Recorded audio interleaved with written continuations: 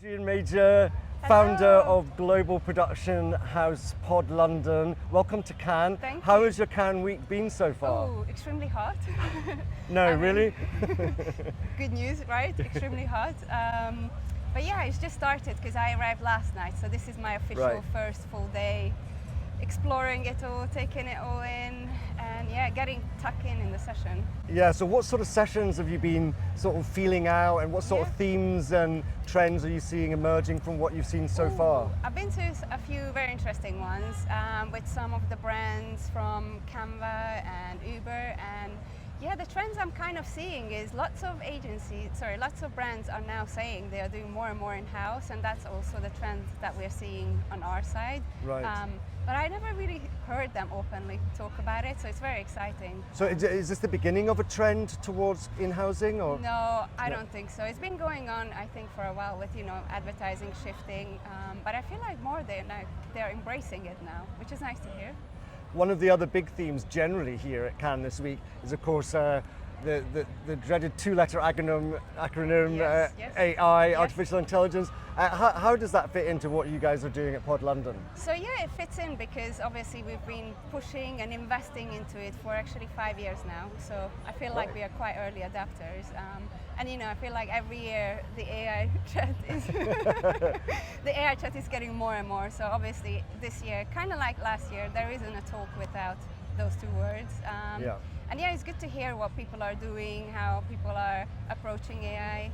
Obviously with brands and agencies, there's always a big concern around legal, how I don't know, usage is going to be, so lots of technical questions, but I think people are more openly talking about now and embracing it. At Pod London, you have quite an impressive database of contacts all around the world in the production field. Yeah. I think I've read something like 8,000, is that something like that? I think officially it's 1,500 that are like onboarded, tested, they've been working with us.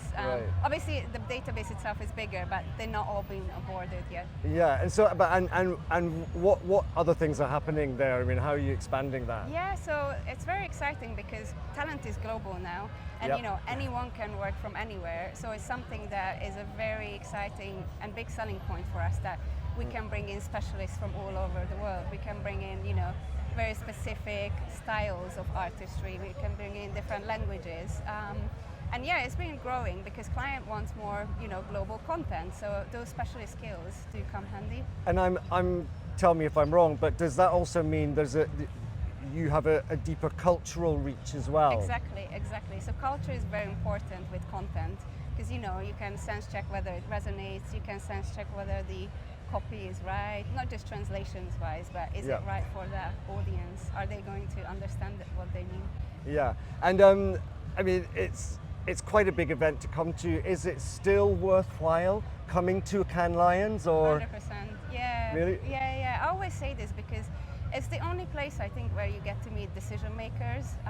And when you're a small business like myself, you don't necessarily want to waste your time networking with not the right people, not the right audience. So having access to decision makers, having access to a global, network, which again, the US is huge here. Lots of people are here from America. Lots of global clients come from the rest of Europe. So it's like that hotspot where, especially if you're a small business founder, you can very specifically target everyone. Is there a lot of planning goes into this before you come out in terms of the meetings? You know what? I tried to do it last year, but I feel like everyone's a bit freestyling it.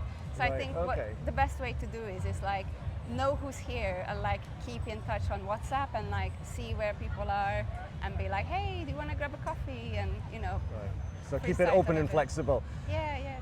Just finally, what can we expect next from Pod London? What's coming down the line? What's coming down the line? Definitely that you can talk about. Yeah, a lot more AI. We are investing in tools, so self-developed, in-house developed tools. Lots of automation. Automation is still very hot at the moment. Everyone wants it. It's a very efficient way, so everyone wants efficiency and scale. So it's the tool to do. And yeah, I think that's where our main focus is at the moment.